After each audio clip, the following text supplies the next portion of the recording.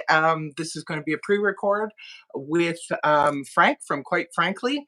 Just waiting for him to enter into the stream here, and looks like here he is coming to us from New York. Welcome, everybody, Frank.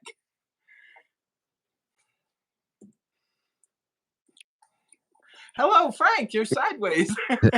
Hello, hello. Hello, hello. What's with the red phone? Does it sound good? It does. It Okay. does. Well, that's That is so different. when it comes to doing any kind of talking on the phone. I said, you know what? I just like the way an old phone feels. So I get the old extension into the new phone. I don't have to keep that radiation up against my brain the whole time, and this feels good. I just love it. Is that a red or a pink phone? It's a hot pink phone. I had Hot a blue. pink phone. I had a blue one before this, but for some reason I don't know. It started getting gunky. You know how some things these days, especially if they're made of plastic, you give it a couple of months and all of a sudden there is just a gunkiness to them, like the Yeah. surface. What is that? I don't know. But I said I got to get a new one, and I said this hot pink looks just fine. I love it, Frank. Oh, that's so awesome. I want to start off by thank you so much for coming on the show. And I'll tell you the reason why. Because about 2021, I used to follow The Daily Show, right? So I was on YouTube one day and I saw this podcast, and Daily was on there, and I checked it out. And there was somebody else on there, and that somebody else turned out to be you. And so, I went and I said, I like what this guy has to say. So I followed your link to your channel, subscribed, and I have been watching ever since. Not only that, I've been sharing your show far and wide. I've been sharing it to Facebook. I have a lot of friends as well as clients that I send a link to your show to all the time.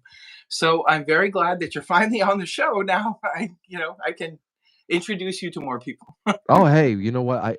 I am I'm so grateful for that, and I always love hearing the genesis story of how I get linked up with people because obviously the internet there's so many different possibilities there, but I love the way that that this visual in my head continues to develop of how everybody has come together over the last however many years because it's you know, how would this have happened in any other time in human history?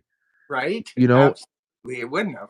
I mean, I'm sure we would have had the inclination to speak, the inclination to start a radio show, whatever. But I mean, what door would we knock on? What door would we knock down to be able to, get our voices projected out there? So the fact that we've been able to, in our own little ways, uh, bridge gaps that are sometimes hundreds, if not thousands, of miles wide, and I just love it. I think it adds to the romanticism of of what we're doing, and I'm so glad you guys reached out because I got to look into your channel, and it's very very cozy, and I love seeing how vibrant there are so many different communities and audiences out there that are getting exactly what they want from the new media.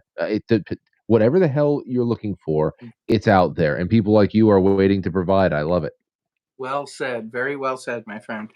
And I have to say, like, when it comes to social media presence, like, Frank, you are everywhere. You're syndicated in all these different streams. And, I look at your show today, even in the last 3 years, it's changed so much.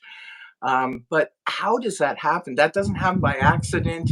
Can you take us through where it all started? I noticed on your show last night you had mentioned 18 years you've been doing. Mm. Did you start off in radio, or how did you start off doing this?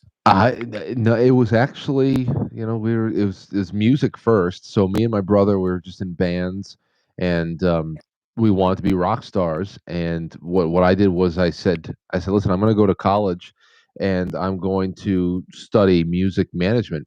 And this Mm. local college around here had a music management course there, which I didn't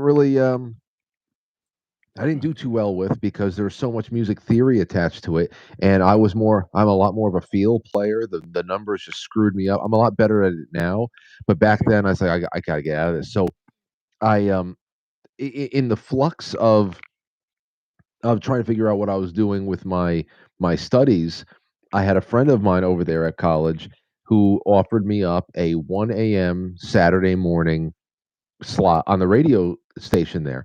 And I brought that to my brother and my best friend, and I said, "Hey, well, why don't we mess around with this?"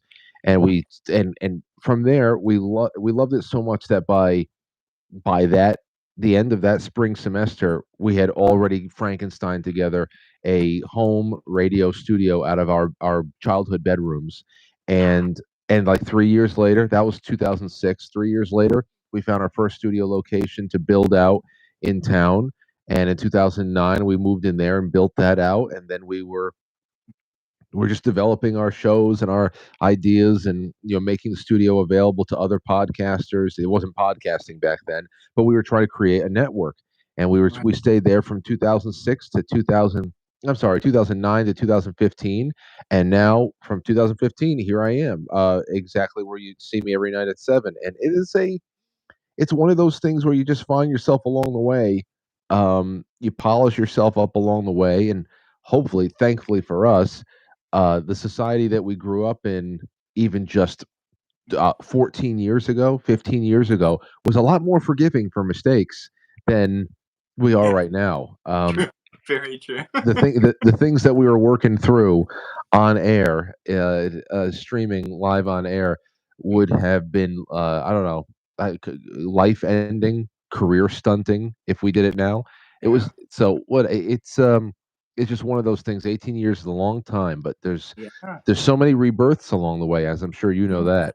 Yeah, absolutely. Yeah, you get to make all your mistakes before it's on YouTube and there forever. Forever, So I guess forever. that's the advantage to starting off of YouTube. Yeah, I know. You're walking the tightrope. You just Yeah. don't fall. So you've been on YouTube since 2015? That's when you started. Well, we started using like late 2015 is when YouTube started getting, they really started opening up their live streaming. Right. So from 2007 to 2015, we were mostly on Ustream. And I mean, there's so much history behind that too. But once YouTube started opening up the live streaming market, that we were ready to jump right on into that. And since then, the marketplace has really responded to the need to break that monopoly on live streaming, Right. because obviously there's so many pitfalls and there's so much censorship, and especially if you're really serious about building a brand, Right. it's hard to be confident in the political stability of something like YouTube, depending on what you're doing. If you want to talk about current events, I mean, it's like a minefield, but there's so many more Tell places to stream now. Tell me about it. I did a series back in 2020, a three-part series, and boy, oh boy, was I under fire for that. Really? Um, yeah, got the videos taken down.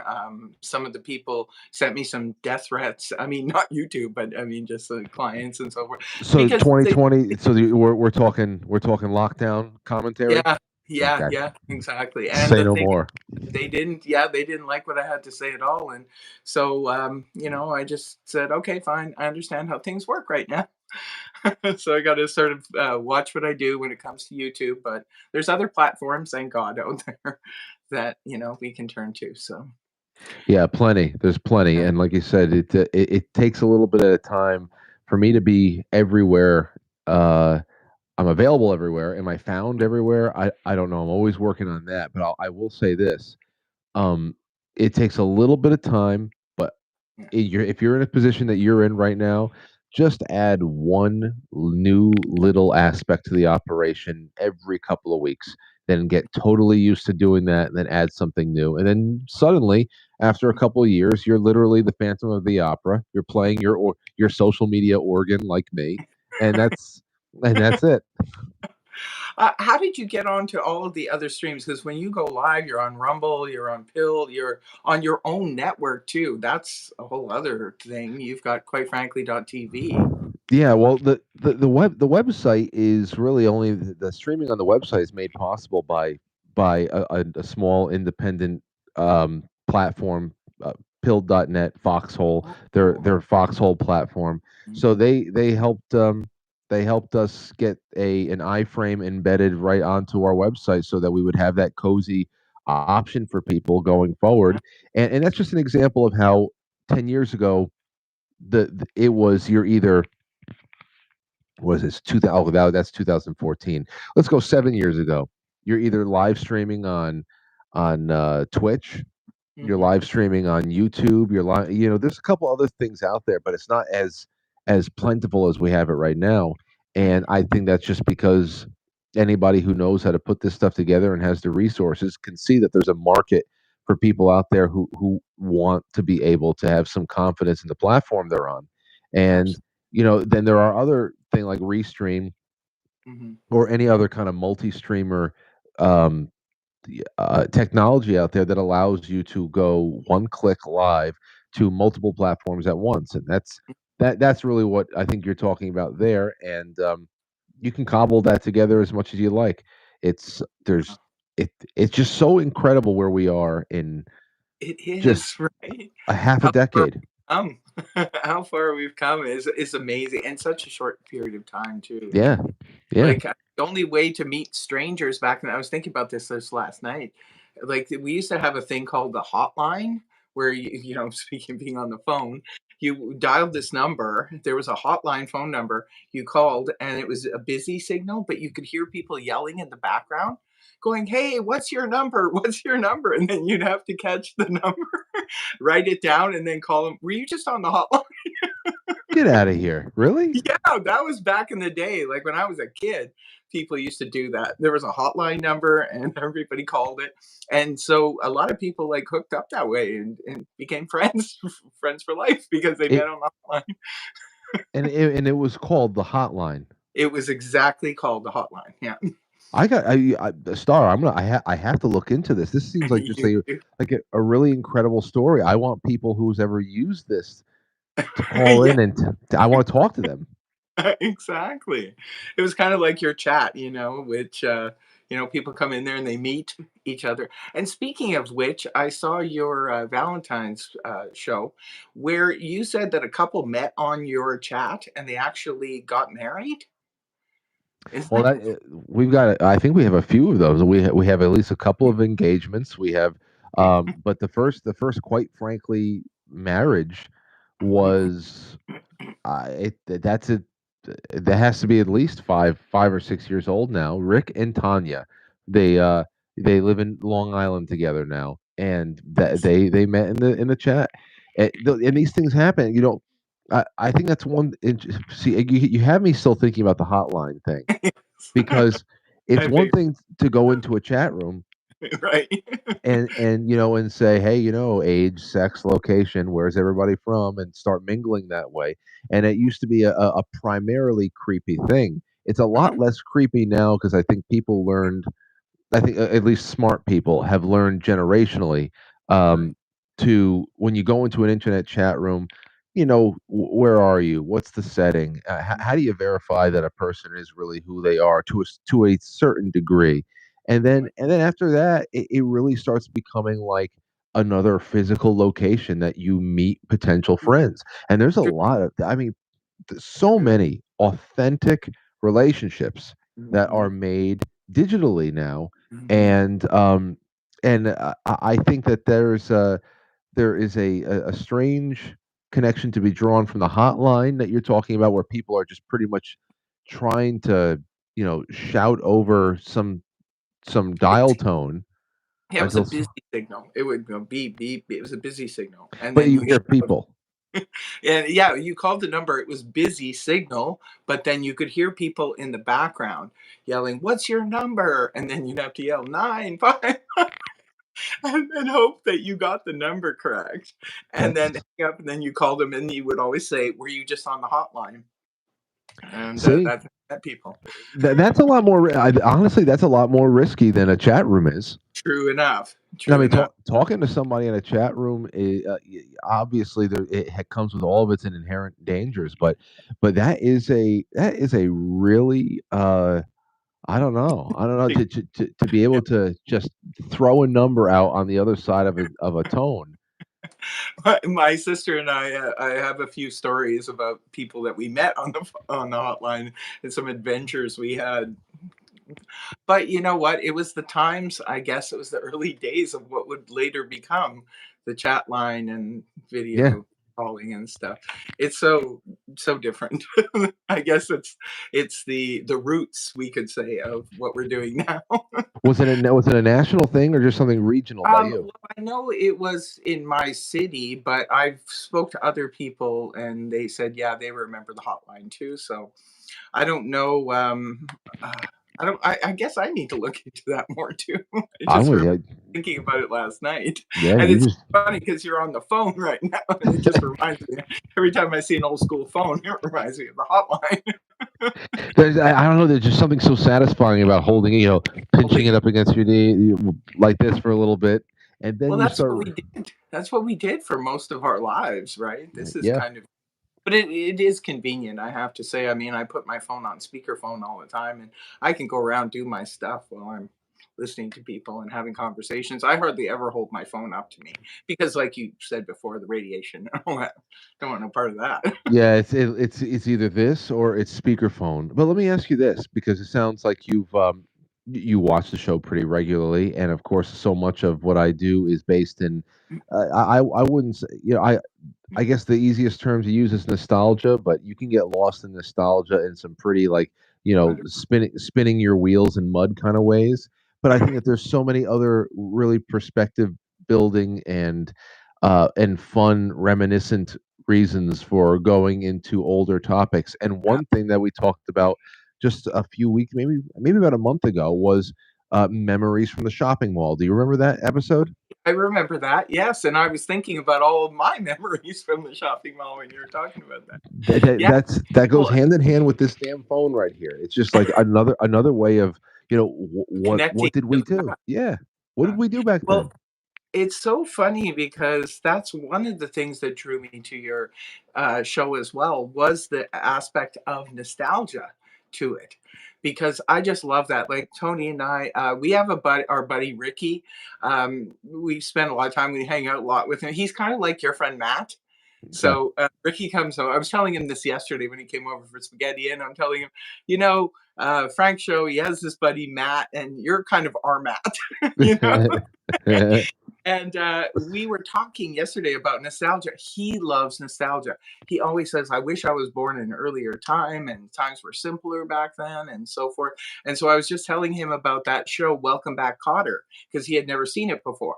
So he looked it up on the internet. Vinnie Barbarino from back in the day, that was John Travolta, where he got his start. And he's like, I never seen that show. So he said, now I'm going to binge watch it. It were. I mean, it's We love nostalgia around here, and that's a big thing about your show. I have to say, like your studio. Well, first of all, I want to ask you this question: who did your set design for the studio? Because that is phenomenal. I did. Did you? Oh, you did that? I thought Yeah. maybe your wife did it or something. You did that, eh? Oh yeah. I mean, it's just I it took a long time to try to settle into a nice little. But I need that glow. I don't like those sterile hospital lights everybody uses for shows. I mean, obviously, if you're dealing with natural light, if you have a daytime show, you're competing with the sun, so whatever. Right, But as far as going live at 7 o'clock, especially during the winter time when it's dark by 5, right. I'm just like, I don't want the house lights on. I Yeah. want this to be. I'll tell you where the real inspiration for the studio lighting always came from was that the jazz club in Eyes Wide Shut, Oh, and okay. and when Yeah. they were at the jazz club scene, and they're sitting around, and there's like there was a little glowing orb ball at every cafe table, and Mm. it just illuminated everybody's faces just right, and it kept the ambiance of the room intact. It didn't break any of that smoothness of it. I love the incorporation of Christmas lights. Obviously, lava lamps. I have become pretty identifiable with the show. I think it's inspired quite a few people to go out there and buy lava lamps again, if you ask me, because now I see them on everybody's set design includes a lava Exactly, lamp. I got one as well. But, actually, I got mine before I saw your show, and I was like, because I like lava lamps from back in the day, and They're amazing. they are cool. So it's just like, hey, Frank has one, I've got one. That's kind of cool. What color is yours? I just, what's that? What color is yours? Purple with sparkles in the center of it.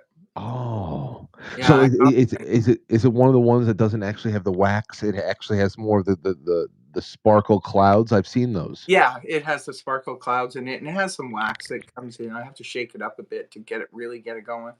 But I got it Doesn't from that a garage. suck? Yeah, it was a garage sale find, and I'm like, I like this, and I'm always adding things to my actual studio where I do the readings and stuff. So I put that in there, and I just love it. But I mean, I your especially your latest setup for your studio, the colors are very calming and very nice, and you've got all the different colors in there: the purple, the green, the red, and it's just such a beautiful array of colors. I, And your show, the format, everything is so beautiful. It's remnants of old school, right? It reminds me kind of a variety show, because it's a mm. podcast, but it's much more than a podcast.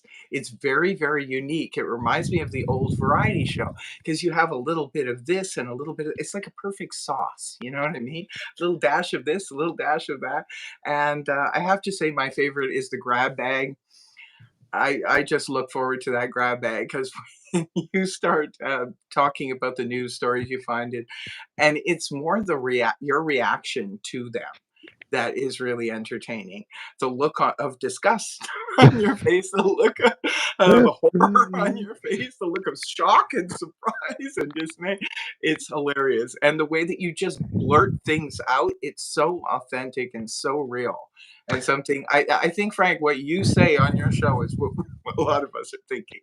I really appreciate the compliments, and I think that just a review like that really warms my heart because it really has been my approach. I always want to be at the helm of an operation like that because I always want to be able to watch a show like that every night. Right. I guess it's a little bittersweet for me because I don't actually get to enjoy it. Yeah, enjoy the show. I can't Yeah. watch myself in rerun, but at the same time, there's a flow that's just as gratifying being in it, and I really appreciate that, and I'm glad I like that. In fact, I want to get more into variety, but I'm talking about more physical variety too. I want to have performers come in. I want to have a juggler come on the show. I want to, so that's something for the future. Let me ask you something real quick about your lava lamp again, though, because you said something. You said and sometimes I have to shake it up to get it moving, and I said, doesn't that suck?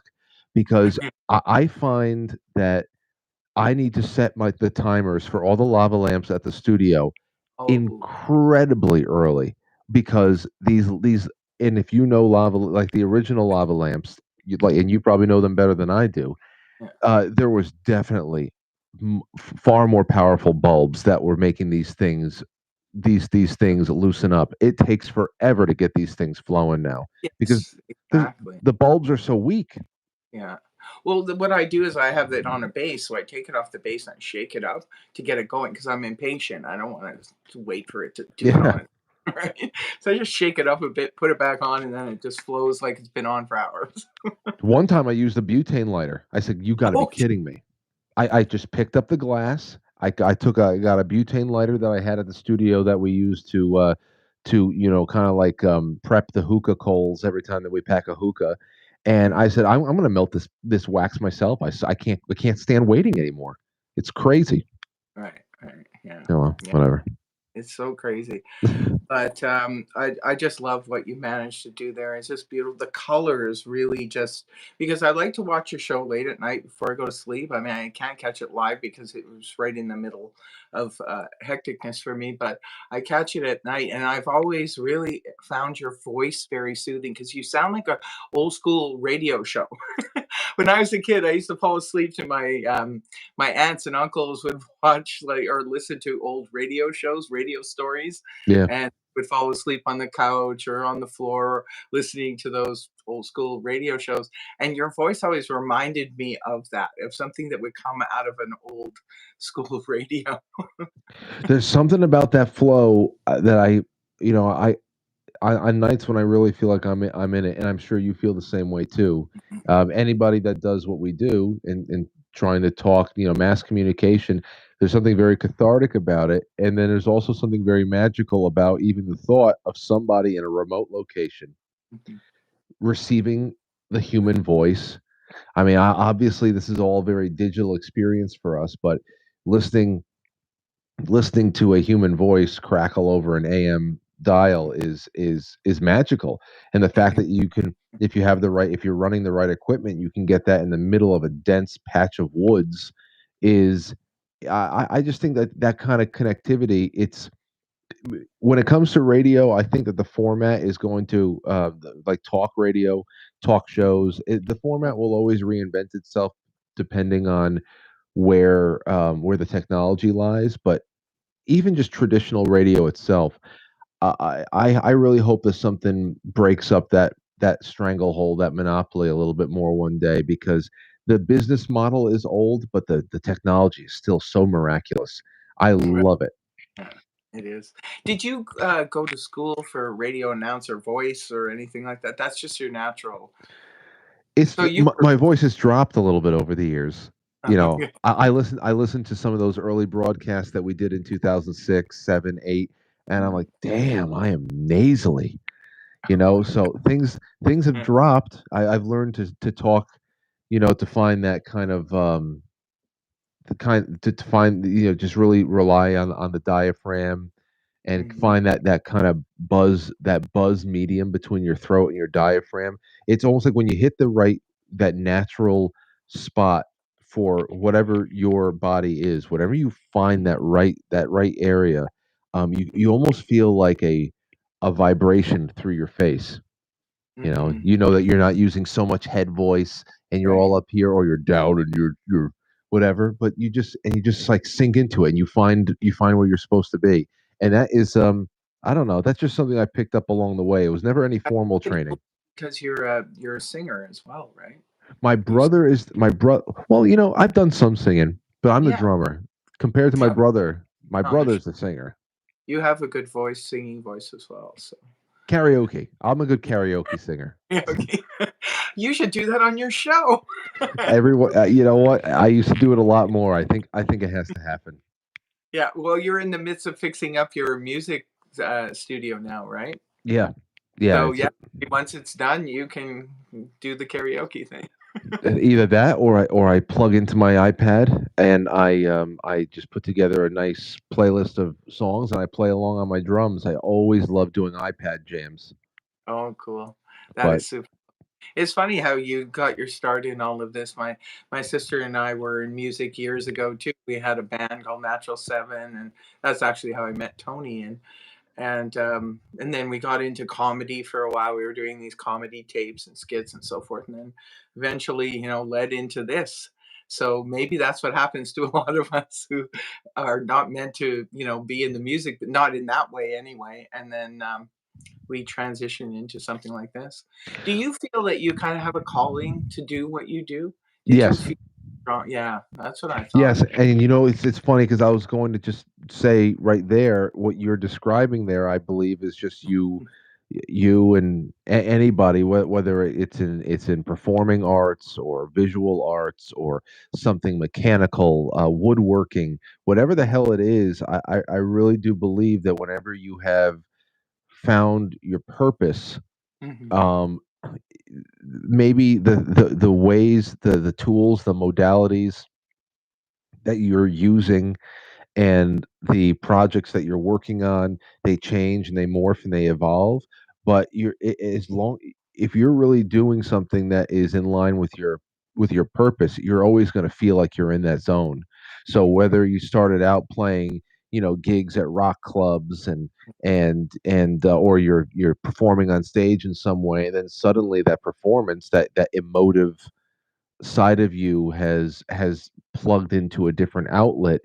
I think it all goes back to the same source, Yeah. and it really just revolves around purpose. And we were talking about purpose the other night when we had that conversation about retirement age and Right. what retirement is, and this and that. So I think you're on with that, and I definitely do feel like I'm doing what I'm meant to be doing. Yeah, absolutely. Because Frank, your show really helped keep a lot of people sane during 20 and 21 when, people are trying to make sense of this kabuki theater of a world we were living in. And, tuning into people like yourself really helped us realize, that we're not crazy. The world is crazy right now. So, you help keep us sane during that time. And, a lot of people say that. They say that to you. You frankly say that to you all the time on your show. And I absolutely believe that you were meant to be there. You were meant to be there for everybody, as well as it helped keep you sane, probably too, to Oh that we're dealing yeah. out there, right? Oh yeah, for as much as for because people always take something away from the show that I never intended. Hey, something you said a couple of weeks ago, which was like a passing comment or a joke that I paid really no mind to, is just like stream of consciousness. Whereas it didn't really do anything for me, or I didn't think it was going to do anything for anybody else. It sent somebody on on a great chase for Mhm. something, or reconnecting with something, or whatever the hell else. So the show itself does, hit people in ways that I have learned to stop trying to quantify just what is going to be the most powerful part of an episode, because it's a personal experience. And on my end, yeah, it's a lot of venting. The audience, in respect, the microphone becomes one of those screaming pillows. You Yeah. grab the pillow, you just scream into it, and you feel a little bit better afterwards. If I didn't have this guy, I guess I'd be doing like 10,000 pull-ups a day, or I don't know what it would be. Exactly, right? I'd be It's worn out. you can see the frustration, and then it's like once you say it and you get it out of your system, then you're good to go. Then you're back on track. You're back into That's it. it. But it's kind of hilarious. It really is because sometimes I feel bad for you. It's like, oh, Frank, I can literally. Well, I'm an empath, so I can feel what's going on with you, and it's just like, oh my goodness. But then you get over it quickly. You are an Aries, and Aries do tend to, get over things very fast. But you have to vent in the moment. If an Aries doesn't vent in the moment, he's got a problem, right? Yeah, yeah, I know. And now, as far as the spectrum over the course of a month or along an astrological sign, April 2nd. Is that? Am I closer to what am I closer to than others? Am I firmly in Aries, or am I on some kind of a cusp? Well, yeah, you're closer to the Pisces. Okay. The Pisces energy, yeah. My brother was April 1st, and he was a true Aries, full through and through. I actually see a lot of my brother's traits in you, and I think that's why I can really identify with your personality too, because he was very much like that. He would fly off the handle just like that. When he would just learn something, he was just like boom, he was gone. And sometimes he was so funny in his reactions to things, but he was just authentic and he was just honest. And if he didn't do those things in the moment, there would be hell to pay later on, let's just say. That's So all. we just Yeah, I think that's one of the more haunting things about what I do over the years, is that Mhm. I realize that people, even though I know that they, by and large, just love the show and they appreciate what I do, which is that because it comes across authentically. So Yeah, I accept the comp. I'm very bad with accepting compliments. I get a little and embarrassed, and I see that you get very shy when people compliment you on your I show. know, and I've been getting better at just Being accept. It's a good thing, and I'm grateful for it. I just try concentrate on gratitude, but at the same time, I do notice that people, they tend to enjoy when something goes wrong for me because of the reaction. The You know, reaction. so It's all over about the the reaction. Yeah. yeah, It's yeah, like and then you see them like, "Frank, calm down. It's okay. It's gonna be okay." They try to right. console you, you Right. know? If I have a squeaky, if I have a for example, like back in the day, if I had a microphone boom stand that was not cooperative, it's always sliding away from me, and Yeah, I'm getting more and more pissed off. They love that, you know. exactly. And what about the neighbors next door when they were making the sound The and the boom? slamming, the That was body slams. crazy. But it's just your reaction to it. It's just, people are empathizing with you, but I think your reaction to it, like I said, you're saying things that are already in a lot of our minds. You're just saying it out loud, and I think that's why people find you so endearing. Is because we don't have to say it because Frank will say it for us. You well, let me ask you something. From your point of view and your line of work, what do you find is the number one reason why people are coming to listen to Star? Is it? I mean, obviously, you want to talk about people who are conscious about the world around them. I mean, and if they're looking out and they're thinking about things so far bigger than an individual if they're coming and hanging out with you. So obviously, they must be socially conscious about what's going on in the world, but they're choosing to come to you and spend time on the subject matter. What do you think that is? Is it I wouldn't want to call it distraction from all of the you know the news because the news is just so poisonous. But is it guiding? Is it therapeutic? Like is it cathartic in some way? What do you feel? Oh, are you talking about the spirituality aspect of it? Because people come Yeah. to about astrology and spirituality and a higher learning and higher vibration. Because I believe, and most of the people who view my channel also believe that there is something bigger than us as the human, the meat suit that we inhabit and we go about our daily business. There's something more going on there, and people are attracted to that. They like to connect with that because it makes them feel better. I know it makes me feel better when I connect to something higher than myself. Mm. The self is more the ego, and then the spirituality is about something else that's going on out there. And I think as time goes on, we're going to discover that the outer self is more important than people have realized in prior generations and prior years. So I think we're kind of myself and a lot of other people who are on this path are here to sort of help lead the way so that people are less involved in the selfishness and ego of themselves, and they're looking at a broader perspective.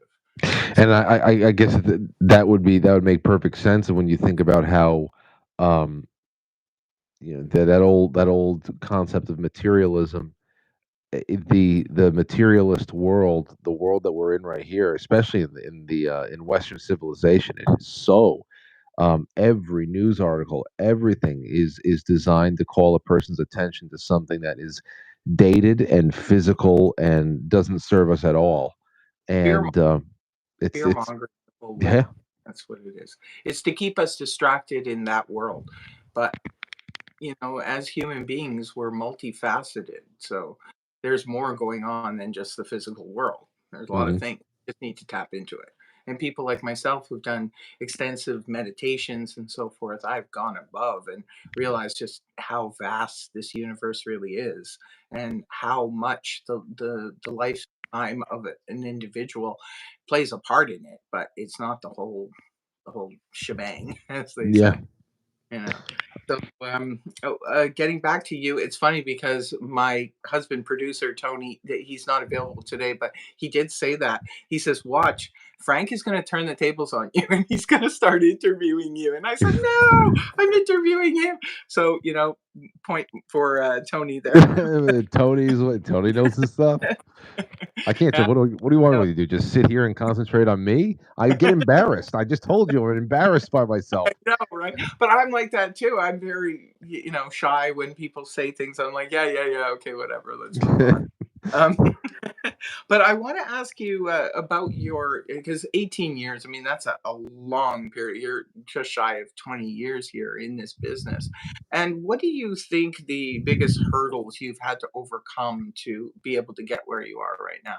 Can Oh, you think of something offhand? well, aside from, I guess, I don't know. The biggest hurdle was actually trying to ignore my pragmatic side and my No. practical side, Right. and just really, what is it that you want? What is it that you feel? I Mhm. remember the day. I mean, it took a long time. Took a long time. I mean, the things that we had to do just to pay rent from 2009 to 2015. That's why we opened it up to other shows in the area. We advertised, "Hey, do you have a show idea? Do you want to get it produced? We have a space. We'll engineer you." I mean, anything to help, just to help pay the bills, because all of our dreams of our shows being advertiser worthy, or even having a huge audience. I was like, where the hell's the audience? What do we? How do we find the audience? We're going live every night as if there's a million people out there, but we know from the views and the rerun views afterwards, there's a couple of dozen. That's Right. it. So the real question is, especially once you're getting older and it's time to, to, at least for some of us, get married and settle down, Mhm. and really start wondering what the hell the rest of your life is going to be like. The real question is, um, uh, how is this going to work for you, and are you really cut out for it? And those are a lot of practical questions that you have to Yeah. ask, and a lot of people would just be like, you know what, I put 10 years into it, and I'm maybe I'll keep doing this as a hobby, but I'm gonna go get a job interview. And Mhm. that is a totally fine, that's fine. It actually makes a lot of sense. But for Absolutely. me,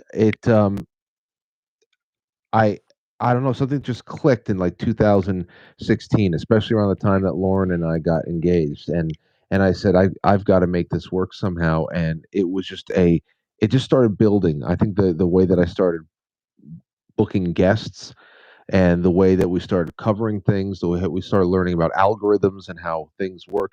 But it's really just about conquering yourself, and and pursuing exactly what you want. And there was one night, maybe in 2017 or so.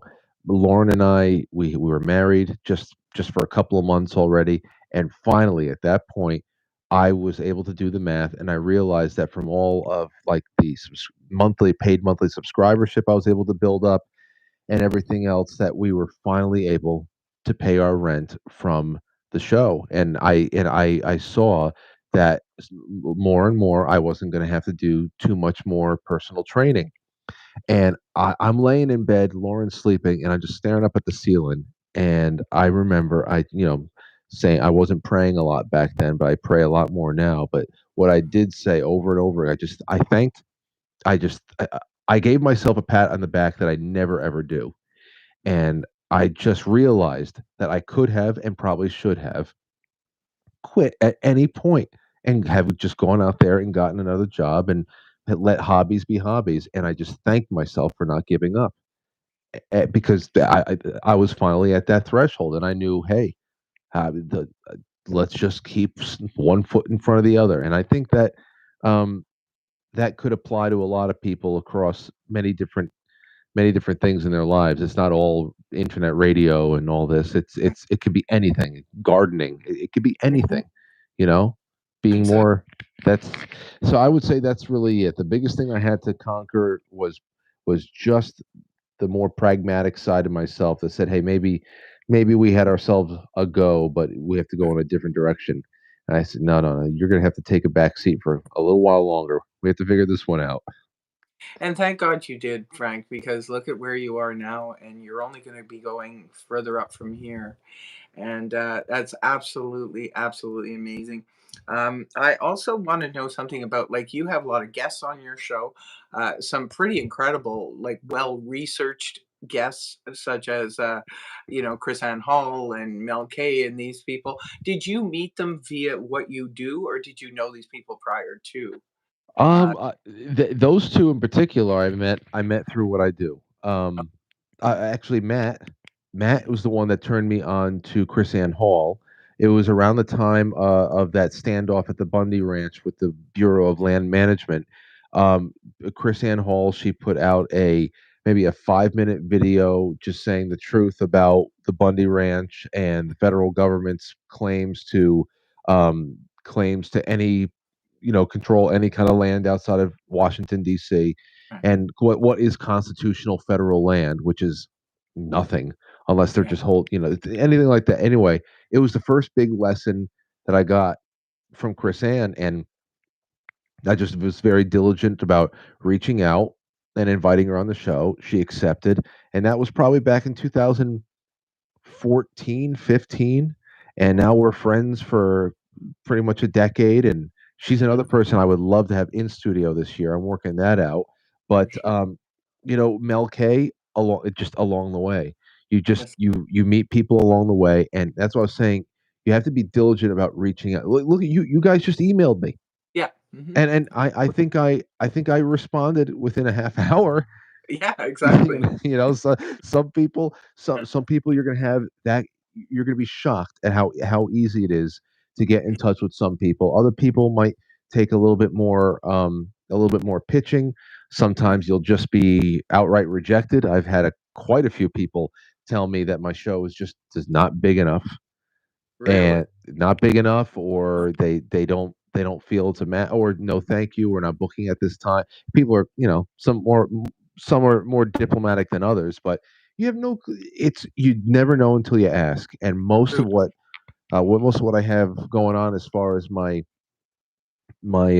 most cherished fan favorite guests, it was just a matter of reaching out, being consistent, and having some good shows. If they have a good time on your show, they're going to remember you. So True. That's very true. And yeah, your show is really amazing. You have all different diversity in guests there. You have people from all walks of life. And that's what I'm trying to do with my podcast as well, bring on people because we need to, on YouTube, I believe, is expose our audience to other people to broaden their horizons so that they can, go check out that we have to do this. One of my guests had mentioned that we need to do more of this, where we collab with other YouTubers and stuff, and put them out there and expose because that's the only way we're going to grow, right? yeah, absolutely. Yeah. You're right. So, do you have any advice you would give anybody just starting a podcast or anything like that now in 20? Yeah, yes. Mm-hmm. The biggest advice is just start. That I maybe two pieces I can give for now. I can go on for hours, but number one is just start.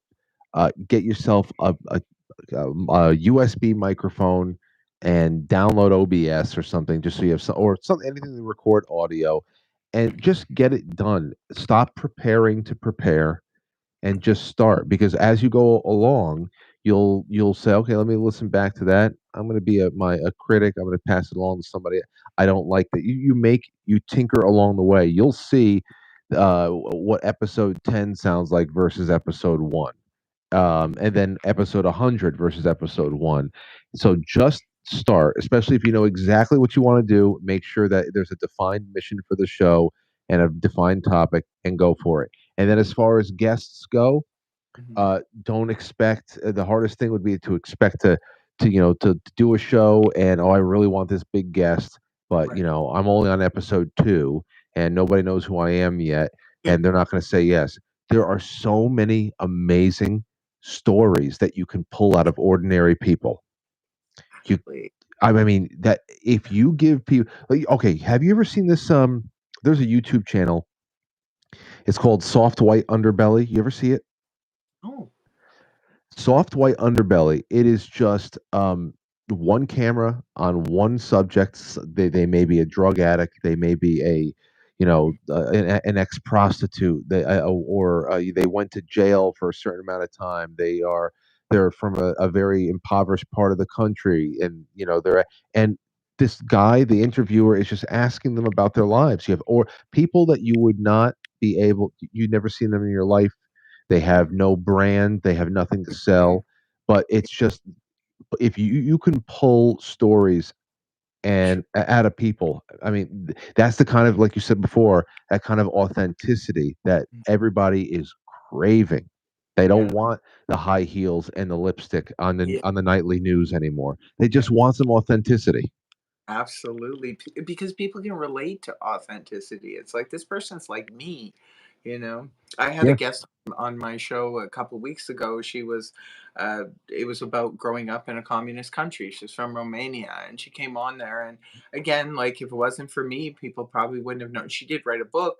Her book hasn't been published yet, but I mean, people. She came on there, and people were just astonished. They just loved her story because she was an everyday person like you and I, and she had this incredible background, this history from when she was a kid growing up in a communist country, and she told everybody what it was like, and people enjoy that.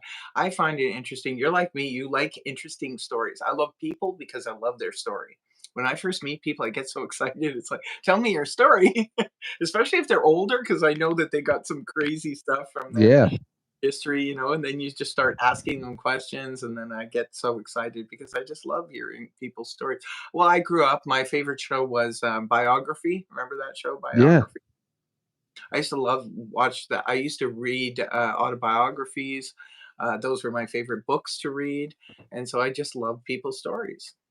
That's why I like your show because you've got a lot of people on there telling all kinds of stories and all kinds of backgrounds, and it's just incredible. How do you keep up your momentum though after 18 years? Do you ever kind of think like, oh, I'm so tired of this? No, I think I would be. I think I would be very tired of it if I was doing just the straight news. Right. I think that again, you set the parameters for something that you know that you would love, and that there's an endless well of and I feel like the endless well for me is just um, covering the gamut from books and philosophy and movies and growing up and just talk just what's just I don't know, talk about your day, because there's so much, Yeah. everything is relevant, and I think that that is so important. And I know that it is one of those hit or miss things, but Mhm. open lines, just Mhm. opening up the phone lines and seeing what comes through without a screener is is something that I think is very, very incredible, because some nights it could be some nights Oh, I'll question whether or not I ever want to go on air again. right. But then other nights it's just like, how could I have ever written this show? You Mhm. know, when I just turn it over to an audience and just see what comes through, and then you just riff with somebody. How could I have ever written that? And That that's just that Yes, that's that's the another thing I love variety. show is the phone calls. Like it's a call-in show. It's everything. All like I said, it's a perfect sauce. It's a little dash of this, a little dab of that, a little sprinkle of this, and it just makes for a perfect show. I watch a lot of podcasts, but let me tell you, your podcast is so different from any. The format is amazing. I mean, I scrutinize things from beginning to end, and it's like this is amazing. It really is, and it's truly unique. And the fact that this is primarily you. Obviously, you have some people who help you and work with you. You have producer and so forth, but it's mostly you. I appreciate it, Star. I really do, and I hope we can do more of these in the future. It was Uh, really awesome sitting down with you. Yes, and I can't thank you enough for coming on the show. And we've covered a lot of ground here, and I pretty much got all my questions here. Other than let the people know where they can find you. I know, quite frankly, you have a great name, and it's everywhere. You're on X, you're on Instagram. Everything is just, quite frankly, I will put it in the description box, your YouTube link, and then that links to everything, right? Yeah, quite Yeah, frankly, yeah, yeah. and everything. Quite frankly, .tv. I'm live weeknights at 7 p.m. And yeah, it's obviously live is a wonderful experience, but everything's on demand these days. So peek in whenever it's convenient, and whenever it doesn't interfere with Star's program, and just whatever. I'd love to meet you, and Star. We have to have you on the show sometime. Oh, absolutely. Love to be there. Love your show and can't thank you enough. What about St. Patty's Day? Do you guys celebrate? It's our anniversary and I love St. Patty's Day. I'm Irish, so Uh, you guys celebrate St. Patrick's Day? I I'm going to sell this St. Patty's we're going to be that's Sunday. Hmm. I gotta go. we're going to be in and out of. I have to do a lot of driving throughout New England this weekend, so that I guess that'll be pretty interesting because in that Massachusetts, New Hampshire area, that should be very very green this time of Oh, year. yeah. But I love a lot of my Irish friends. I love the passion with it all, and I just hope that I can get to. I probably won't be able to do my normal 7:30 mass on Sunday, so maybe maybe Saturday Saturday Mhm. afternoon. I'll see the feast day of St. Patrick's. It's one of those things. I love it. Exactly.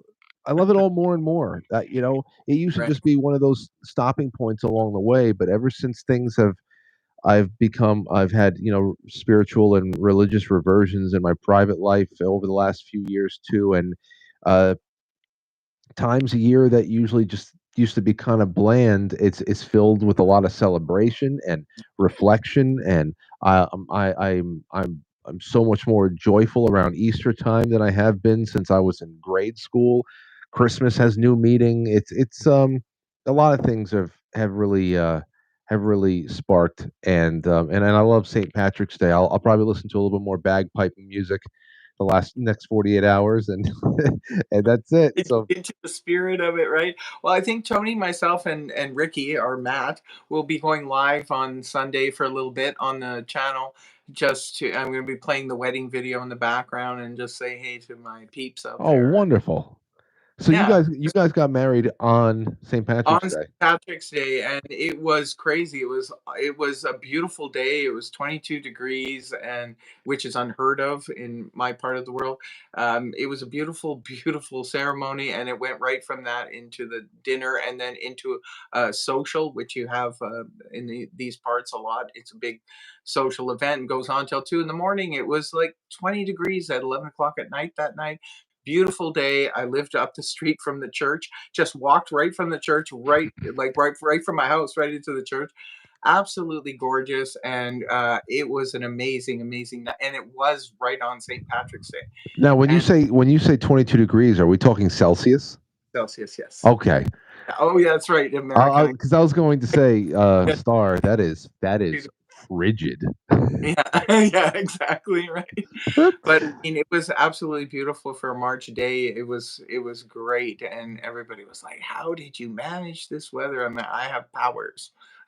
I'm so happy Ab- for you. What time is that so stream going to be? Because I may be on the road or at least for a good chunk of the day on Sunday. But what time is that stream going to be? Well, I think we're just gonna go around 3 o'clock our time, which would be 4 o'clock your time. Okay. It's gonna be like for a half hour. We're gonna play the wedding video in the background, and then we're just gonna talk because Ricky was in our wedding party and so forth. Have an Irish car bomb, probably not online, but Oh, maybe after. oh, I haven't had one of those in so long. I used to love them. It's It tastes. traditional. Every St. Patrick's Day, we line them up on the bar, and everybody has a Irish car bomb. I got it. Okay, I have to have a car bomb this weekend. Yes, a lot of people are celebrating St. Patty's Saturday night, so you might want to do that Saturday night. Yeah. Do you guys know how to make a black and tan as well? I don't know what is that. That's what is it? I never had one of those, but I had a buddy make it in front of me, like a traditional Irish black and tan. They told me it was like the Guinness. The Guinness, yeah. It's two types of beer, where the darker and the Oh, way that they pour it, the black. oh, I know what You you get, mean. Yeah, it goes to the black Guinness it's and like then the yeah. canned beer on top of it. Yeah, I yeah. yeah, I don't know what it is, but I remember I never had it because I'm not a big fan of beer, but the car bomb is something else. I mean, The carb that I it love the way tastes it wakes you up instantly. It's like you drink it and it's like, boom, you're wide awake. You're good to go. yeah, and it tastes like it almost tastes like a cookie at the end of it. It That's does, right? It's the Irish cream in there that just gives it that little. hell yeah. So yeah, enjoy one. And again, Frank, this has been a wonderful, wonderful interview. Thanks so much for making time. I know you're a busy guy, and hopefully we'll connect again soon. Have a great weekend with your wife and your beautiful little daughter, and enjoy We enjoy life. will. What it's We here will. for. You enjoy, and we will reconnect again very soon. And I don't know, with open lines, you just call in. Maybe you'll just get in. You'll get in that way, and then otherwise, we'll see how things go. And I really hope that everybody in your audience had a good time because I had a wonderful time speaking with you. Yeah, that's great. I love your phone. Thank you. Thank you. It's time to hang up now, Frank. You're the only one. You're the only one that's ever seen this thing. I don't. I've never seen you use it on the show. I assume it's Aurora's phone. No, it's mine. It's yours. It's mine. I'm telling you, I had this blue Really? one, and I was like, "Why is it so gunky?" Now I took Aurora into consideration when I bought it. I said she's gonna Uh, like it, and she steals it from me every time to time from time to time. But yeah, this is the first time this thing has made a public appearance. oh wow, that's great. That's good to know. I can be the first. Now, My podcast was the first Frank used this big phone on. that's it. That's it. History has been made. All right, That's Star. great. Okay, take care. Take care. Okay, my friend. Click up. Click up. There we go. This is click it. So that was the pre-recorded video with Frank from Quite Frankly. I hope you all enjoyed it. I had so much fun interviewing Frank. He's such an awesome guy, and y'all need to go to his channel, subscribe to his YouTube and Rumble and everything else he's on, and keep in touch with Frank. He's awesome. Star Lordess signing off for now. Take care. Much love. Bye bye.